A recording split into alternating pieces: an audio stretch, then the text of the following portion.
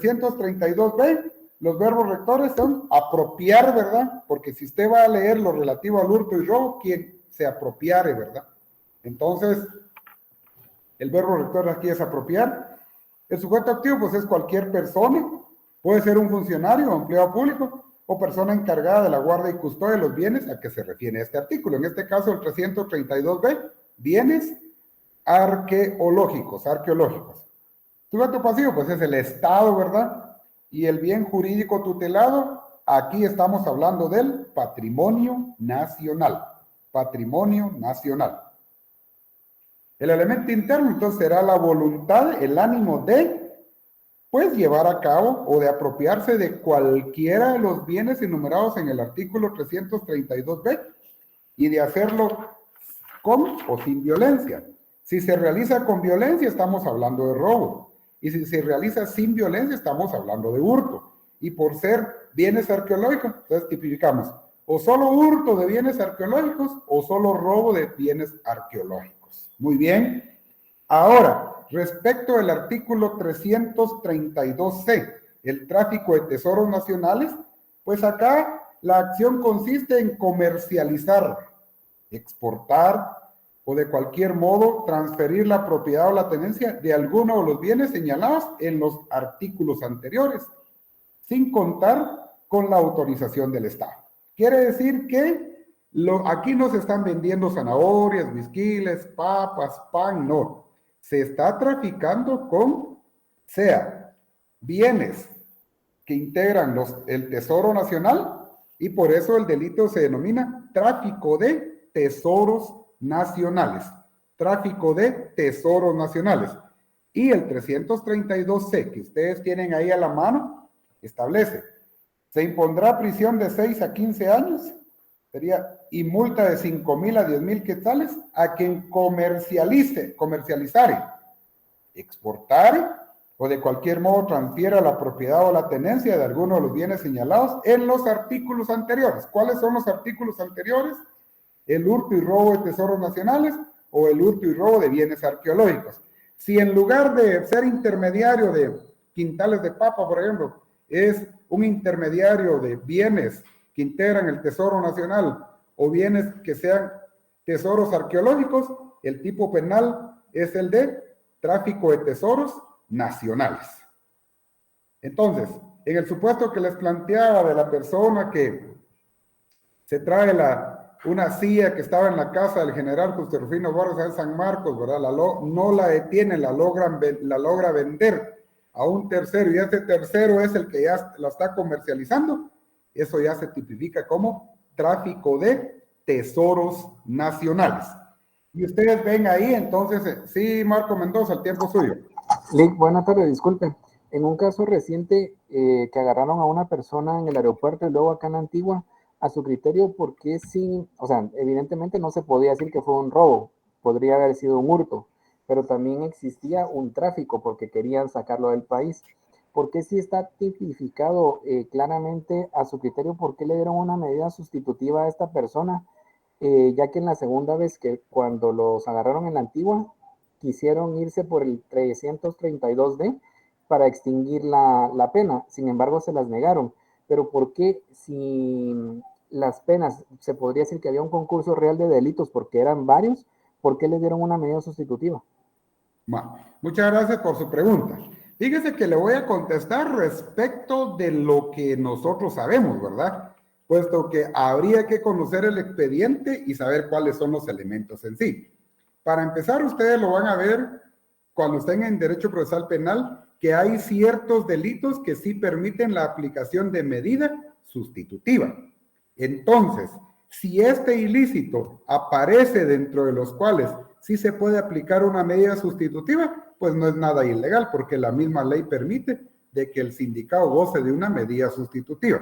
Ahora, en otras palabras, la doctrina se refiere a los delitos inexcarcelables, o sea, aquellos para los cuales no se puede aplicar una medida sustitutiva. Ya está un número ahí establecido de cuáles no gozan de medida sustitutiva. Si este delito no se encuentra con la prohibición de beneficiar al sindicado con una medida sustitutiva, entonces el juzgador no tiene ningún reparo para otorgar medida sustitutiva, siempre y cuando no exista peligro de fuga o de obstaculización a la verdad. Ahora, ¿por qué le dieron la medida sustitutiva? Pues ahí sí habría que conocer el expediente, ¿verdad? Habría que analizar cuáles son los elementos que tomó en cuenta el señor juez, y pues eso nosotros no lo sabemos por el momento porque no tenemos el expediente, ¿verdad? Ahora, me sirve a mí para de una vez explicarles el 332D, y yo quisiera preguntarles a ustedes si recuerdan cuando su docente de Derecho Penal 1 o Penal 2 les habló sobre las excusas absolutorias. Mientras alguien me indica si tuvieron el concepto de excusas absolutorias, entonces quisiera preguntarle a Maco si más o menos queda clara la respuesta. Y la sintetizo en lo siguiente: si este delito para la ley procesal goza de medida sustitutiva, no hay ningún problema, porque el juez se va a amparar en ello. Gracias, Lick, muy amable. Y Para con su servirle. pregunta, yo personalmente no recuerdo haber escuchado el término que usted le pregunta. Muy bien. ¿Alguien más, compañeros, que haya escuchado el término excusa absolutoria? Bueno, entonces les voy a... ¿qué manda? No solo iba a comentar, licenciado, que de parte de mía tampoco había escuchado ese término. Vale, ahorita les voy a dar un concepto yo y les voy a explicar. Esto no se preocupen, eso es solo para que ustedes pues puedan comprenderlo, porque esto sí les pido que lo noten, por favor. Pensé yo que ya lo tenían. Una excusa absolutoria es una eximente de la responsabilidad penal por cuestión de política criminal del Estado. Repito, una excusa absolutoria es una eximente de la responsabilidad penal por cuestión de política criminal del Estado. ¿Qué significa lo que les acabo de mencionar? Que el propio Estado, en atención a la política criminal, entonces establece ciertos requisitos que se deben cumplir para que la persona pues sea eximida de responsabilidad penal, ¿verdad? Tal el caso del hurto y robo entre personas que vivan bajo el mismo techo. Entonces, el esposo no puede denunciar a la esposa de que le hurtó o le robó, a menos que sea el corazón, ¿verdad? Pero no puede decir, mire, me agarró dinero, me robó dinero. No puede, porque eso se constituye una excusa absolutoria, porque la propia ley establece que no procede en este caso. Entonces, para el 332D, extinción de la acción o de la pena, lo leemos. En el caso de los delitos tipificados en este título, se extinguirá la acción, o sea, ya no va a seguir investigándose, o la pena, si en caso ya fue condenado, si voluntariamente y sin requerimiento alguno se entrega el objeto sustraído o traficado. Y ahí voy a terminar de explicar respecto a lo que preguntaba Maco Mendoza. Aquí hay una excusa absolutoria. Aquí hay una excusa absolutoria. ¿Por qué razón? Porque la propia ley en el 332D establece que se extingue la acción, o sea, se deja de investigar, o se extingue la pena, o sea, ya no sigue cumpliendo condena, queda libre, si voluntariamente y sin requerimiento alguno, aquí se contradice, si es voluntario no hay requerimiento, ¿verdad? Se entrega el objeto sustraído o traficado, o sea, se arrepintió y devuelve lo que estaba vendiendo, o la totalidad de los objetos sustraídos o traficados a juez competente, quien lo entregará al Ministerio de Cultura y Deportes. En otras palabras, aquel que sea sindicado de hurto o robo de tesoros nacionales, hurto o robo de bienes arqueológicos o tráfico de tesoros nacionales, si se arrepiente y voluntariamente entrega los bienes ante el juez competente, entonces él lo traslada al Ministerio de Cultura y Deportes, ahí se va a extinguir. Si estamos en la etapa de investigación, se va a extinguir la acción. Si ya está cumpliendo condena, se extinguirá la pena. Pero, complemento mi respuesta a Maco Mendoza y compañeros. En el caso que usted planteaba, posiblemente no se haya aplicado el 332D porque no se dio el supuesto de haber devuelto los bienes a los cuales se refiere la comisión del delito. Entonces, significaría que están sujetos a investigación y si el artículo o el tipo penal lo permite, les otorgaron una medida sustitutiva. ¿Qué quiere decir? Que las personas están sujetas a investigación, están siendo investigadas y mientras se determina, entonces pues no están guardando prisión preventiva, sí están ligados a un proceso, pero están fuera de su casa. Entonces, compañeros, por favor, para efectos del examen, si a ustedes se les pregunta, en el caso de estos delitos, ¿se podrá aplicar una excusa absolutoria? Ustedes pueden contestar sí. Y si yo les pregunto, ¿en qué caso? Cuando se devuelva el bien al que se refiere el delito. Por ejemplo, ¿verdad? Porque esa va a ser su reacción, o encuadrar a lo que yo les pregunto. O en el otro supuesto, podría ser que les indique, en los casos de los delitos que se refieran a la depredación del patrimonio nacional, ¿se puede aplicar una excusa absolutoria? Sí. Fundamento, y ustedes van a decir, artículo 332D, Código Penal. ¿Me doy a entender respecto de esto, compañeros? Por favor, díganme que sí o díganme que no. Sí, licenciado, gracias. Muy bien, ahí vamos con vean. No se me aflijan, que esto no es complicado. El término excusa absolutoria, pues pareciera contradictorio, ¿verdad? Porque si es excusa y absolutoria, excusa como que decir justificarse, ¿verdad? Y absolutoria, entonces hay un justificativo por parte del Estado. Ustedes tal vez se recordarán que la política criminal es la estrategia que implementa el Estado para reducir los índices de criminalidad. Esa es una estrategia, política criminal. En atención a la política criminal se establecen las excusas absolutorias. Y una de ellas es la que está regulada en el 332D.